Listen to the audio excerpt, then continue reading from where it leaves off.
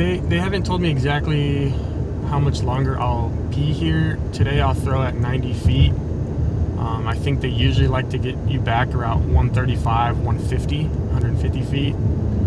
And then after I get to about 150 feet, they'll throw me in a couple games just because I haven't played in any games in so long that they'll have me play in one of the AZL games as a rehab assignment.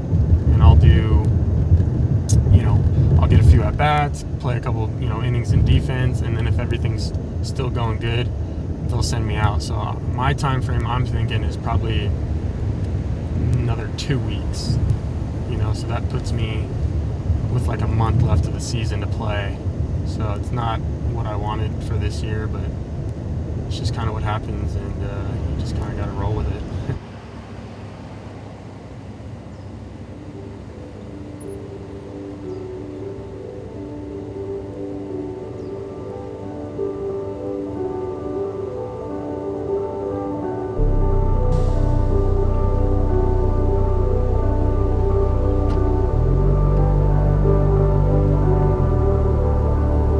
Countless of times I was in my bed at 1 a.m. on a school night, young kid, and my dad would go, I found the perfect swing. You got to come downstairs and try this. And I was like, Dad, no, I'm not getting out of bed.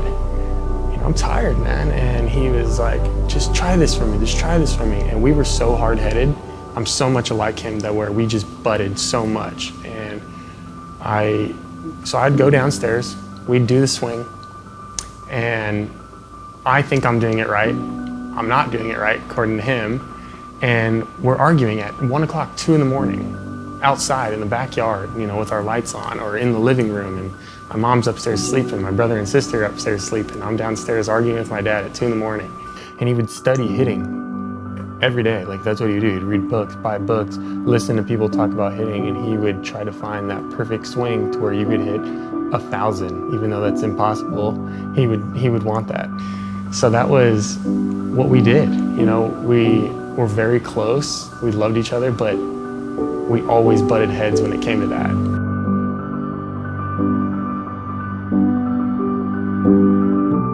I said, you know what, I'm not going to play because I'm so tired. I'm so tired of going to tournaments. I'm so tired. I don't want to play high school baseball. I want to enjoy it with my friends. And I was big into skateboarding. I had a lot of buddies that's what we did every single day was skateboarding. And so I ended up saying, you know what, I told my dad, I said, I'm not going to play. And he said, you know what, I'm not going to force you to play. You're growing up and I'm not going to force you. And I said, okay, thank you. Varsity high school coach, the athletic director, came to me and said, hey, I want you to come out and play. And I said, nah. I appreciate that, but I'm not going to do it. I'm going to take this year off. And he said, okay, just think about it. And I said, okay. So I left. A few days later, he calls me into his office again. He goes, hey man, please, I want you to reconsider, come out and play. I said, I don't want to. I'm sorry, man. I want to just not play. He goes, well, just keep thinking about it, please, because, at least you can come out and try it. And I was like, okay, so I'll think about it. Calls me in a third time, and finally I was kind of fed up with being called in that I said, you know what, I'll come out and try it, I'll do it.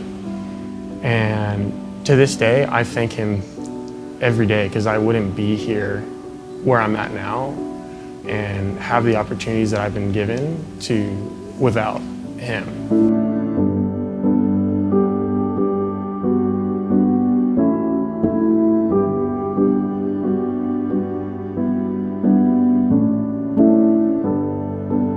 And he was a hard ass, man. This guy was like, yo, just because you're my nephew does not mean that you're just gonna play.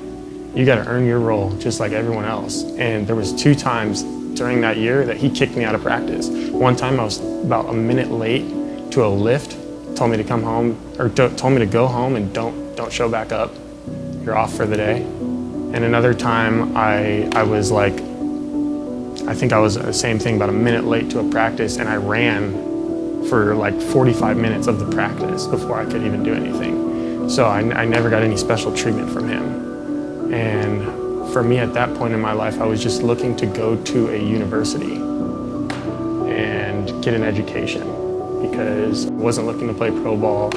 I didn't even know it was an option. And I ended up having a great year that year, and I mean, I couldn't believe what I was doing. I was like, this is incredible. And I ended up leading all of junior college California teams in batting average and all these different, categories I was leading in.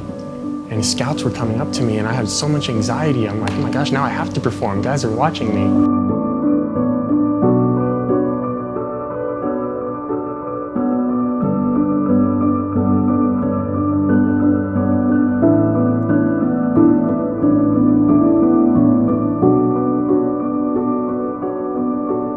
The Angels told me they were going to take me in the 5th round. And it comes to the second day, I'm sitting there going, okay, here comes the 5th round, here comes the Angels. No, not me. And 6th round comes along, I see those teams and see the Angels and nope, no river. And now I'm worried. Then I finally get a call and it's not from the Angels. The Angels never even called me. I got a call from the Blue Jays. They said, hey, we want to take you in the 11th, will you sign? And now we're starting to negotiate money. Then I get a call from the Cubs, like, hey, we're going to take you in the 10th, we'll offer you $100,000. And I'm just like, okay, pretty much that's what I'm going to get. So I say, okay. So then like the 8th round comes around and I get another call from the Padres. They're like, we're taking you in the 9th. And Padres take me. I get a call from the other couple teams and they're like, hey, sorry we didn't grab you soon enough, congrats and we hope you have a good career. My dad was sick, my dad had cancer for for the past few years, and he was at the hospital that day, and I'm sitting there waiting on the TV, waiting for them to call my name. And I'm thinking he's not gonna be there when they call my name. And boom, I hear the door open. He starts walking in, I can tell he's sick. Doesn't look the greatest, just came from the hospital. And I said, Dad, the Padres, they're gonna take me. And Padres or the people on the thing are talking. They're like, all right, the Padres in the 200 and whatever pick overall, they're taking ID number, blah, blah, blah. River Stephens from Allen Hancock. And my dad walked in as they were saying my name. So, and being that we were baseball all growing up, I immediately hugged him, and I thought that I had made it. I thought that, all right, we've made it. And my dad looks at me and goes, you got a lot of work to do.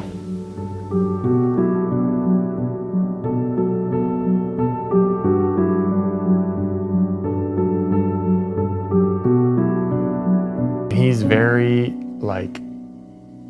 to the point, doesn't beat around the bush. He's super alpha male, this guy. And I said, hey, what's up? He goes, your dad has 3 weeks. You're gonna fly home tomorrow and come see him. And I was just like, what? I just left. I just left 2 months ago, and I know he wasn't doing great, but I didn't think it was gonna be like this soon. I thought my dad had time.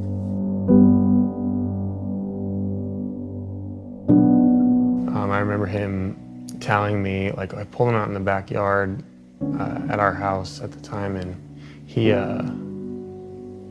we sat down, we just cried together because we were just, he kind of knew it was the end, and I knew it was the end, and we just sat there crying. And he told me, he's like, don't remember me like this, remember me for, when I looked my healthiest, and, for, when we would have our baseball moments and things like that. And I told him I always would. When I think of him, it's not like I think of him sick. I always think of him how he was when he was at his strongest.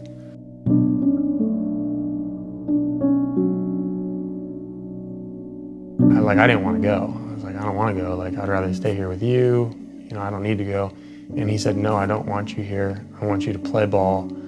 That's what you're gonna do. And I kind of was like, okay, well, I'm gonna respect what you told me to do. Day 2 of me being out in Yakima, I got the call that he had passed. So he passed about 2 days after I'd left. And we had the funeral, and the day after the funeral, I was back on a plane out in Oregon playing ball. And my first game back, I had 2 hits and ended up hitting the go-ahead run to win the ball game. And just from that moment, I just felt like he was with me. I could feel him. It's almost like you just feel like goosebumps kind of just in your body. It's like a weird feeling, but it felt nice. He told me to play this game until someone told me that I can't play it anymore, until someone takes it from me, that I should continue to play this game. So I've tried to respect, you know, what he's told me for as long, even in my, you know, just most down moments, you know, when I'm getting sent down levels, when I'm not performing well, when I want to quit, you know, I just always remember, hey, no, you know, I'm going to play this game until someone tells me I can't play anymore. And that's kind of what's like helped me push through some of these tough moments throughout the, you know, throughout my professional career.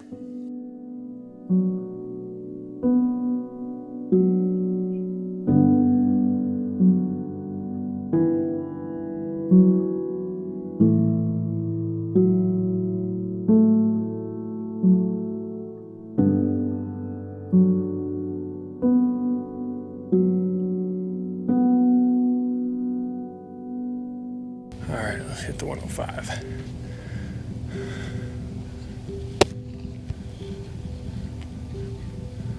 $105.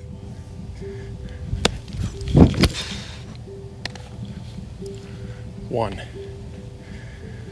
19 more, guys. Right in the chest. Goodness. Sign me up. Tu más.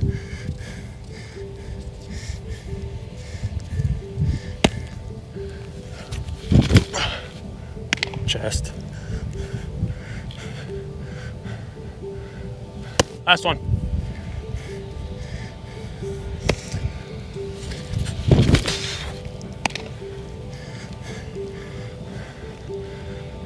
Thank you.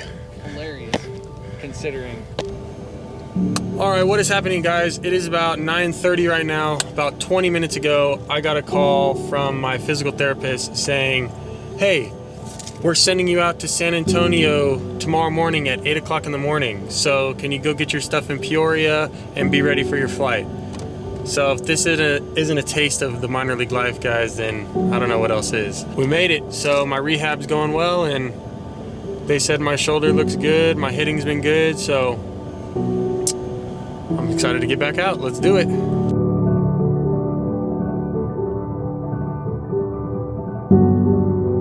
All right, good morning, guys. It is about 6 o'clock right now. I got up about 30 minutes ago. I'm just finishing packing up the rest of my stuff because I got to be leaving for the airport in about an hour or so. I just wanted to talk to you guys a little bit about kind of how this goes. I mean, this is normal for us. Either one day you're just relaxing, like last night, I'm sitting down with a couple of buddies playing a couple card games when I get a call at 9 o'clock at night from my athletic trainer saying, hey, you have a flight at 8 o'clock in the morning. Go get your stuff from the field and get ready to go.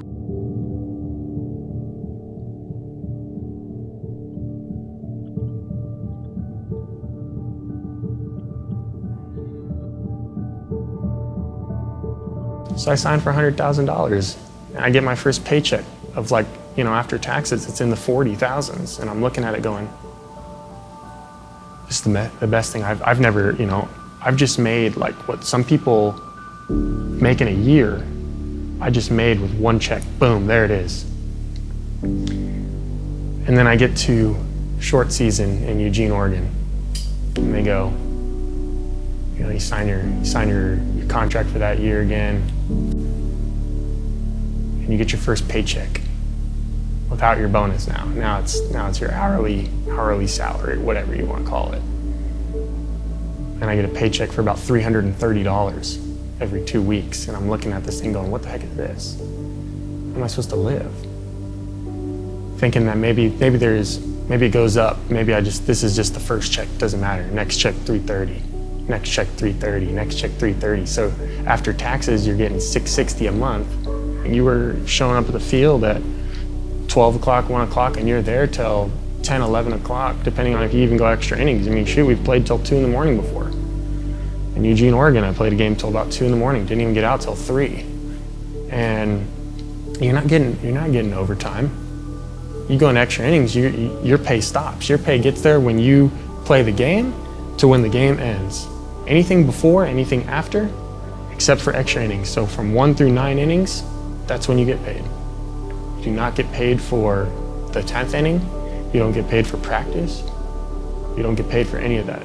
The clock starts at 1 inning to 9 innings. And it's just over and over and over again, 140 games. Big leagues is 162, minor leagues is 140.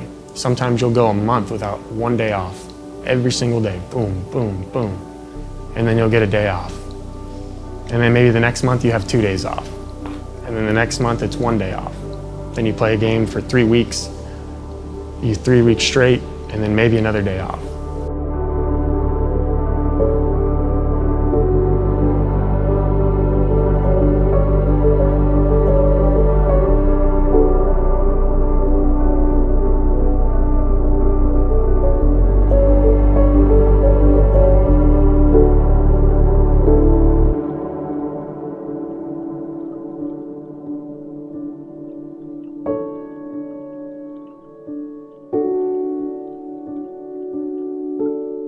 I considered buying a tent. Like, no joke, I just said, I'm gonna buy a tent and live in a tent out somewhere because I cannot afford that. I would not be able to pay my mortgage. I would not be able to pay any of my bills. And that sucks. You know, that's another stressful topic. You gotta perform, you miss your family, and you're not getting paid well. So, you know, I said, I'm going on Craigslist and I'm finding a van. Let me see if I can get one real cheap.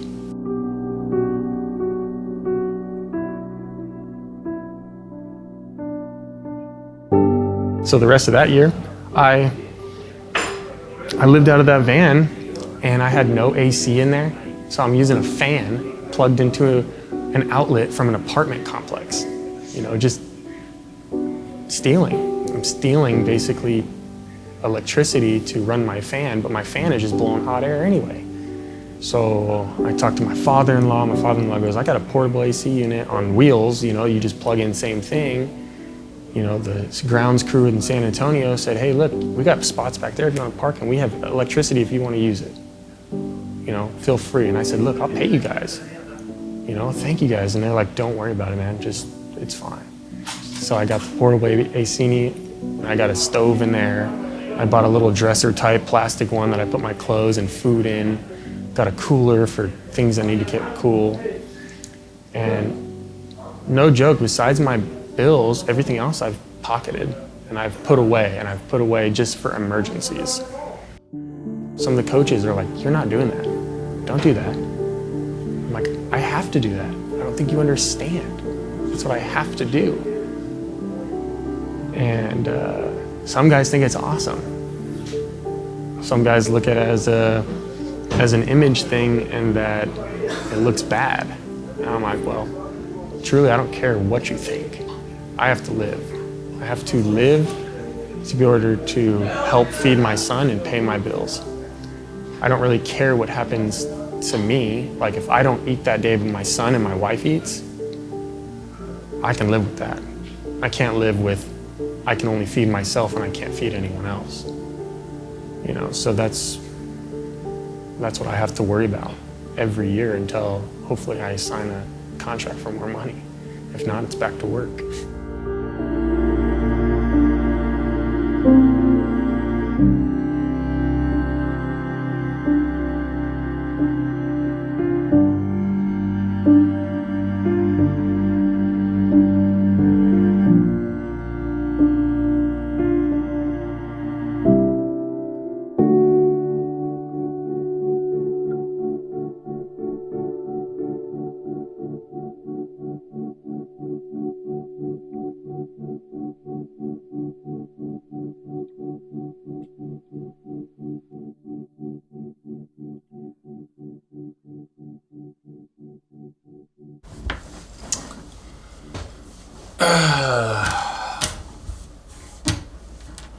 What is going on, guys? It is midnight right now, and we are here in Midland, Texas. And I just got the information that I'll be heading down a level to Lake Elsinore, which is high A, one step below double A.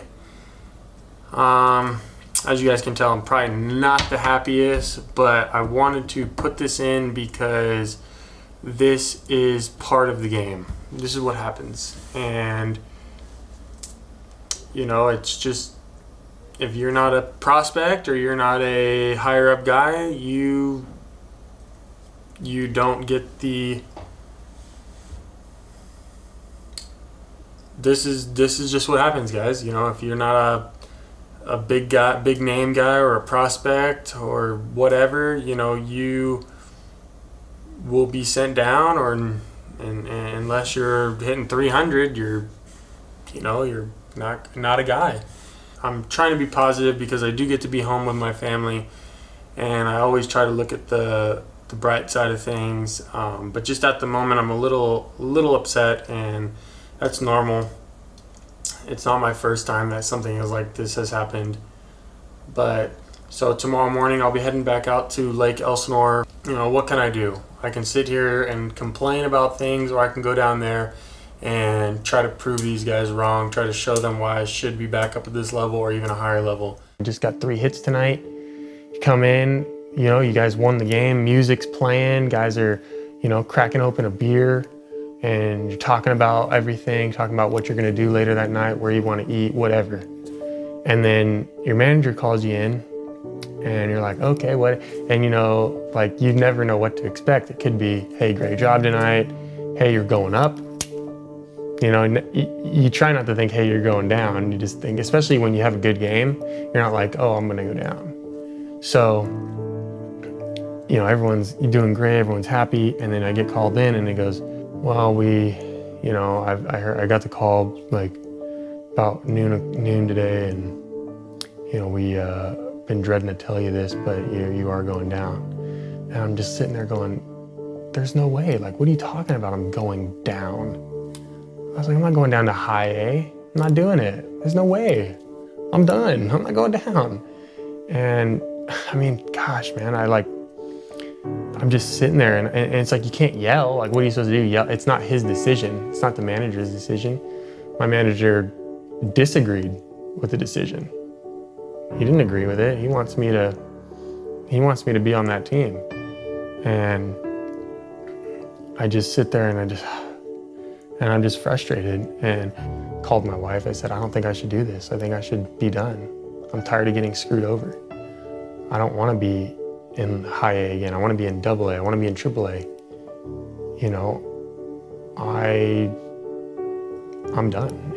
I was following his games in Texas. I watch MILB, and like I think he told you, he was going, you know, 3 for 5. His average went up 40 points. So originally when he called me, and whenever River calls me to tell me, I just know he's gonna say he's going somewhere else. So automatically I thought, oh, for sure, AAA. Like, there's that, I didn't even think anything else. So when he said low A, I was like, it's frustrating because it's all about prospects and for who signed for more. It's not about talent, and that's what really is the sad part about the whole thing. And then I always revert back to what my dad told me. He said, hey, look, play till someone tells you you can't play. So I talked to the manager in high A in Lake Elsinore, and I said, hey, look, you know, what's the plan? What do we got here? Like, I know I'm here. What is the plan for me? Well, they want you to get at bats. They want you to play every day. I said, okay, it's a good plan. At least I'm playing. I'm not here to ride the bench. So I tried to take that positive in there, you know, remembered what my dad told me, and just said, you know what? Fuck it, man, let's just play. Let's just fucking play.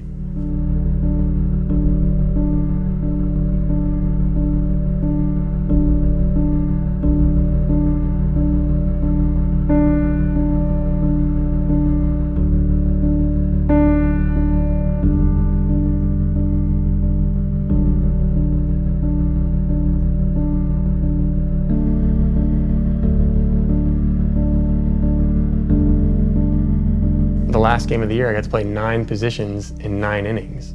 You know, only a handful of people have ever done that. 4 people in the big leagues and a handful of guys in the minor leagues. And I just wanted to utilize my versatility, showing that I can play left, I can play right, I can play first base. I can catch if you need me to, you know, and I can play the middle infield. And I think that's huge value as far as a baseball player. Teams always need a guy that plays everywhere because guys need a day off. If the number one prospect needs a day off in the big leagues, or their top player, it's like, Riv, you're playing third today. This guy needs a break. It's like, sweet, I get to play, and I'm getting paid to do it.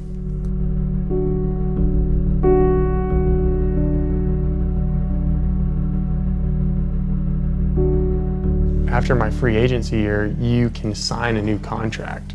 So after next year, if another team wants to pick me up or the Padres want to re-sign me, I can negotiate my pay now. Now, instead of getting paid $1,500 a month, I can be like, hey, I need $5,000 a month.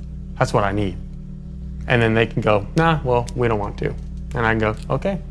See if another team wants to. If another team doesn't want to, okay, then I'm done. Then I did everything I could to play this game. But if they say, okay, yeah, we'll take you for $5,000 a month, boom, I play for $5,000 a month. Now I'm making more money. Now I'm making, above average money. So, yeah, just gonna play, man. Just till I can't no more. At least until that injury prevents me too.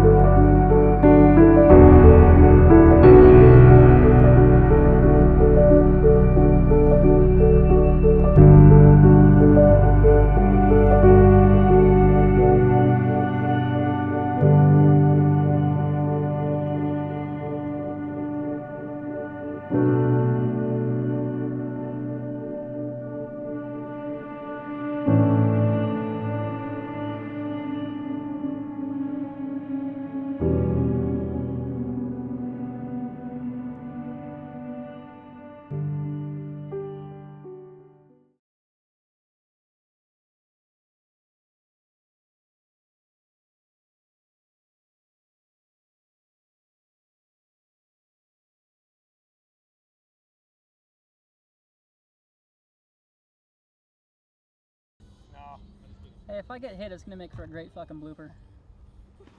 Wow. No, you're not good there. No, you need to be. It's a super wide shot, Spence. No, you got to be on this side. This side.